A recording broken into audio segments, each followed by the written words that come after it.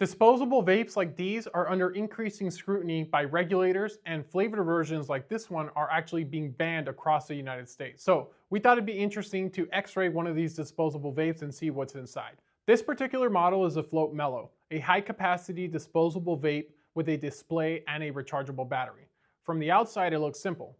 A plastic shell, a mouthpiece, charging port, and a small screen. Inside the device is a reservoir filled with liquid. That liquid is absorbed into a wick or sponge material. Next to the wick is a heating element, usually a mesh coil. When the user inhales, the device activates automatically and sends electrical current to the coil. The coil heats up, vaporizes the liquid in the wick, and vapor travels through an internal airflow channel to the mouthpiece. In this vape, that basic system is paired with a fairly sophisticated electronics package. The device includes a rechargeable lithium battery and a USB charging port. Because it's rechargeable, the electronics have to do more than just power the heater. There needs to be charging control circuitry, battery protection, and there needs to be current regulation to safely deliver power from the battery to the heating element. All of that typically lives on a compact circuit board inside the device. Under X-ray, the PCB is one of the more interesting components. It connects the battery to the heater, the sensors, and the display. In this device, there's actually a display that shows two percentages. One indicates battery charge, and the other indicates the remaining liquid level. Looking at the X-ray image, you can start to identify the major internal systems. First, the battery. Lithium cells inside a compact enclosure like this must be positioned carefully and mechanically supported. Manufacturers want to ensure the battery is isolated from the liquid reservoir and securely connected to power management electronics. Next is the heating assembly.